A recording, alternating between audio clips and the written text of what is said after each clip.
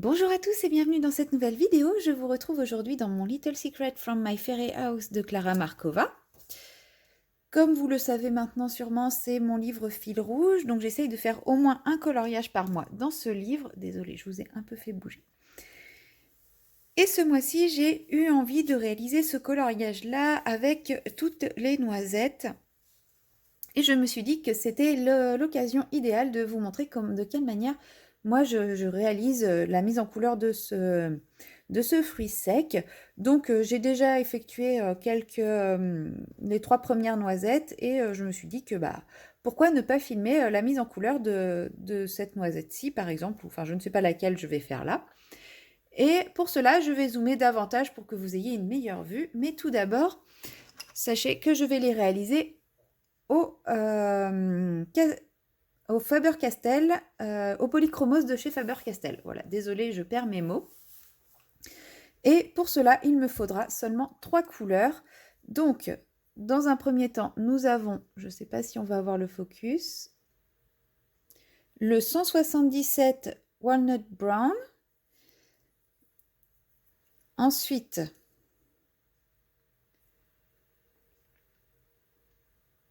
le 180 Raw Umber. Et en dernier, j'utiliserai le 187 Burnt Ochre.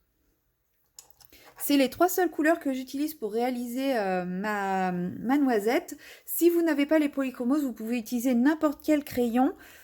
Privilégiez quand même des crayons avec lesquels vous êtes à l'aise pour la technique de l'arraché, puisque c'est, comme vous pouvez certainement le voir, principalement la technique que j'utilise.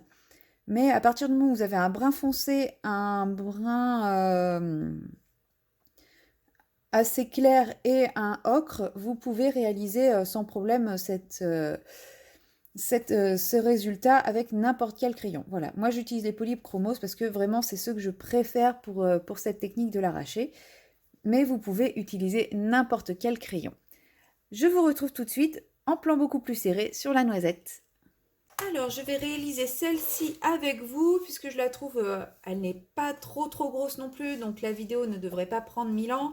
Elle est plutôt bien dégagée. Par exemple, si je fais celle-ci, forcément, faudra jongler un petit peu avec tout ce qu'il y a autour. Celle-ci, il y a la porte, celle-ci, il y a la fenêtre. Donc, je vais prendre celle-ci, je la trouve plutôt adaptée pour un tuto. Alors, pour cette technique, il faut avoir des crayons bien pointus. Même là, ils sont limite pas assez taillés. Mais bon, si j'essayais de les tailler, je pense que malheureusement, mon taille-crayon ne ferait pas grand-chose. En plus, ils commencent à être tout petits. Ils sont à peine limite pour mon dalle. Mais bon, ça suffira quand même pour réaliser une seule noisette. Mais privilégier des crayons bien taillés. Pour commencer, j'utilise le Walnut Brown et je viens commencer par marquer en appuyant un petit peu les traits que l'illustratrice a déjà donnés pour nous orienter dans la direction de nos futurs traits. J'hésite pas à passer une ou deux couches, hein, en tout cas par rapport au polychromos, puisqu'on sait que c'est des crayons qui fonctionnent au couche par couche. Une fois que j'ai tracé, j'ai recopié, ça me permet de prendre un petit peu conscience des mouvements à donner sur la noisette en question. Je viens commencer à poser ma première couche en effleurant simplement le papier. Donc là, je pars du niveau de la partie feuille et je viens vers le centre sans combler tout le centre. Et je fais vraiment des petits traits en effleurant mon papier. Comme vous le voyez, la couleur est à peine marquée par rapport au trait que j'ai fait tout à l'heure, juste avant. Donc j'effleure vraiment le papier. Pour le moment, je ne veux pas avoir plus que ça de marque de crayon. Alors, ça va en laisser forcément, puisqu'il s'agit quand même d'une technique à l'arraché, donc le crayon ne sera pas uniforme partout. Mais je ne cherche pas à ce que, là, comme vous pouvez le voir, on voit vraiment les traits. Pour le moment, je ne cherche pas à avoir des traits visibles. Je fais ma première couche, histoire de faire les démarcations de mes différents niveaux d'intensité et de lumière. Donc, je place mon brun foncé à peu près quasiment la moitié de ma noisette en partant du haut. Et je viens faire la même chose en bas. Et là, je fais à peu près au 1/3 en niveau hauteur. De façon à laisser une petite bande blanche qui servira de zone de lumière.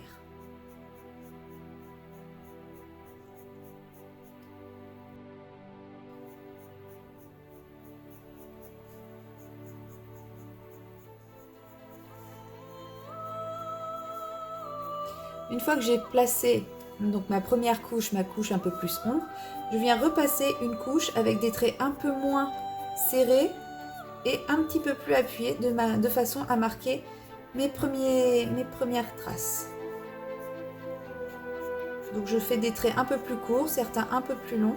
J'essaye de bien partir de ma base à chaque fois. Et je les fais pas trop serrés de façon à ce que chaque trait de crayon soit perceptible. Alors j'appuie pas non plus très fortement sur mon crayon. Par exemple là je vais faire sur ça, je fais pas un trait comme ça. Non, je fais des traits un petit peu appuyés, mais pas complètement appuyés. Tout à l'heure j'ai effleuré mon trait, là je fais un petit peu plus.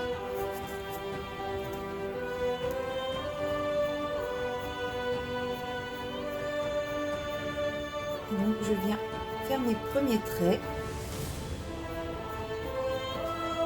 aussi bien en haut qu'en bas. J'hésite pas, si ma mine commence à être un peu émoussée, à faire des petits quarts de tour avec mon crayon, de façon à être toujours sur une zone bien aiguisée.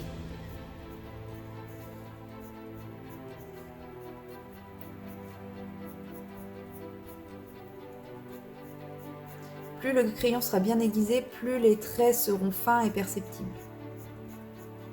Si le crayon est trop émoussé, en fait, les traits vont se mélanger entre eux. Ensuite, je viens prendre ma deuxième teinte, donc le Raw Umber, donc la teinte 180. Et en partant de la base, je viens remonter mes traits jusqu'au centre de la zone blanche. Pareil, tout en effleurant pour le moment. Je peux partir soit du bas vers le haut, soit du haut vers le bas, peu importe, tout dépend comment on est à l'aise. Il faut juste par contre s'assurer que tous les traits aillent dans le même sens, c'est-à-dire soit du haut vers le bas, soit du bas vers le haut, de façon à avoir une intensité à peu près équivalente au niveau des traits. Là, j'ai fait toute cette zone en allant du haut vers le bas. Ici, je peux très bien partir à nouveau du haut vers le bas, ça ne posera pas de problème, du moment qu'ils soient tous du haut vers le bas.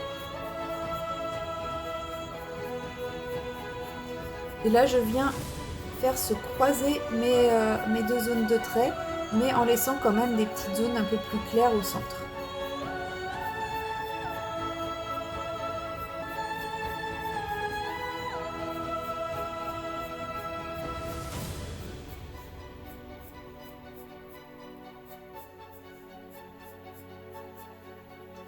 Une fois que j'ai fait ma première couche effleurée, je viens comme tout à l'heure repasser une deuxième couche avec un petit peu plus d'appui et des traits un peu plus espacés.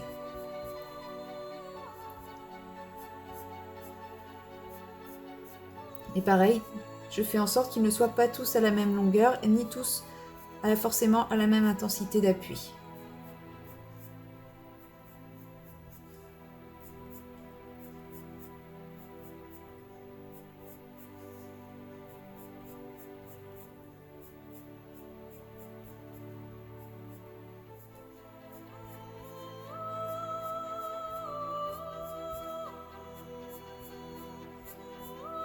Donc là, on commence à voir apparaître la couleur de la noisette. Ce n'est pas la couleur foncée qui va donner la couleur dominante de l'élément en fait. C'est vraiment l'association de toutes les couleurs. Donc ne pas hésiter à utiliser des couleurs foncées par moment et des couleurs bien claires. Tout dépend du résultat qu'on souhaite. Là, moi, je veux quelque chose d'assez médium. Donc j'utilise une couleur foncée et une couleur bien claire. Ensuite, pour rajouter un peu de reflet, je vais utiliser mon burnt ocre et lui, je vais le faire passer en trait seulement sur la zone médiane. Donc lui, directement, j'y vais avec l'appui intermédiaire de tout à l'heure, celui que j'utilise pour les deuxièmes couches. Lui, je veux juste faire des traits qui vont apporter du reflet dans ma zone de lumière. Du reflet et un petit peu de chaleur.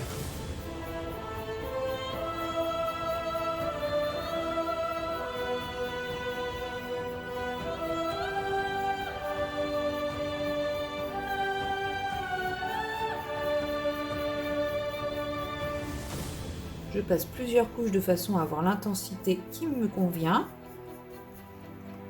Et ensuite, je viens reprendre ma teinte 180, le Raw Umber, et je viens refaire des traits qui partent de ma teinte Burnt Ocre et qui vont se mélanger sur ce qui était initialement le marron foncé.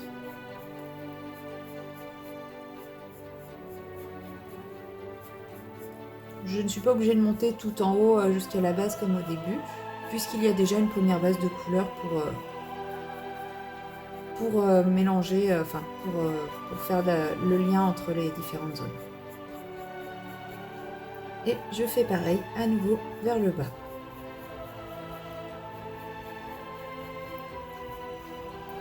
Et afin de redonner un peu d'ombre, je viens prendre mon Walnut Brown et je viens refaire des traits appuyés, alors pas trop appuyés, comme tout à l'heure, pour vraiment marquer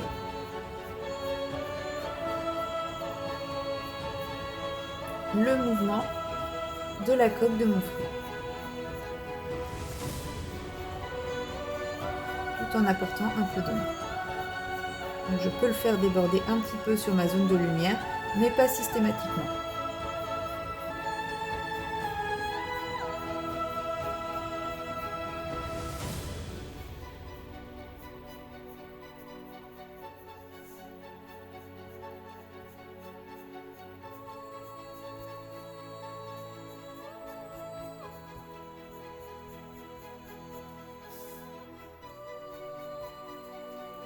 Et si jamais, comme c'est le cas ici, je trouve qu'il y a trop de démarcation entre mon foncé et mon clair, je n'hésite pas à reprendre ma teinte, donc la 180, la Raw Umber, et à venir reflouter un peu en passant des petits traits mais très légers. Ils sont juste là pour reflouter un peu entre les deux.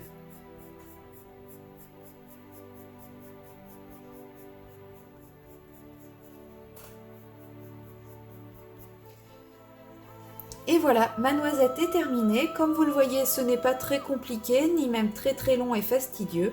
Et moi, personnellement, je trouve que le rendu est plutôt sympa, plus sympa que si j'avais fait un aplat de couleurs avec un dégradé. Et au final, ça ne m'a pas pris beaucoup plus de temps que si j'avais fait un aplat de couleurs. Voilà, c'est tout pour cette vidéo. J'espère qu'elle vous aura plu et je vous dis à très bientôt pour de nouveaux tutos.